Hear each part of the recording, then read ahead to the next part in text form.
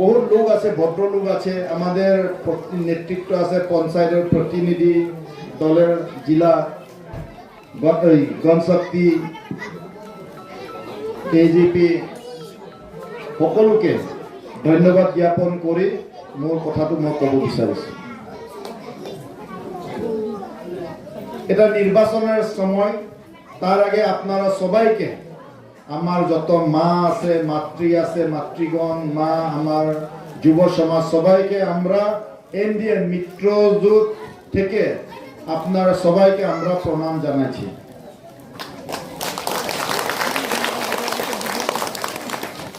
আমরা এখানে আসার উদ্দেশ্য, আমার উদ্দেশ্যটা আমরা আপনারা জানতে পারছেন।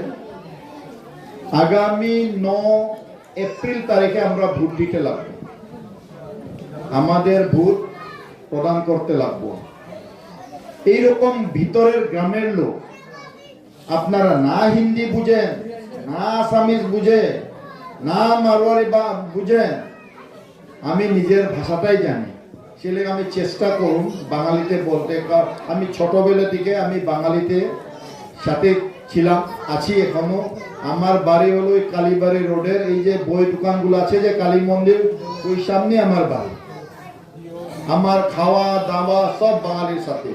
কিন্তু এখন আমি মিসিং অটোনমাস কাউন্সিলে প্রতিনিধি হওয়ার পরে আমি শিশিতঙ্গানিতে একদম ছোট মতো ঘর একটা বানায় আমি ভাবছি প্রতিনিধি টাউনে থাকতে লাগে না, গ্রামে থাকতে লাগে, তখনই গ্রামের কথা বুঝতে পারে, গ্রামের নাকি।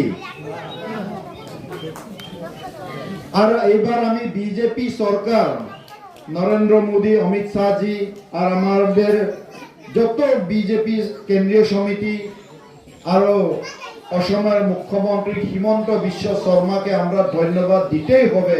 কেন সবাই ধন্যবাদ একটা দিতে লাগে, কেন কি সিসি বরগাঁও নতুন সমষ্টি, এটা নতুন বিধানসভা সমষ্টি। আগে আপনারা জুনাই বিধানসভাতে ভোট দিতেন, এবার করে দিতে লাগবো আমরা নতুন সিসি বরগাঁও সমষ্টিতে আপনাদের ভোটটা প্রদান করতে লাগবে।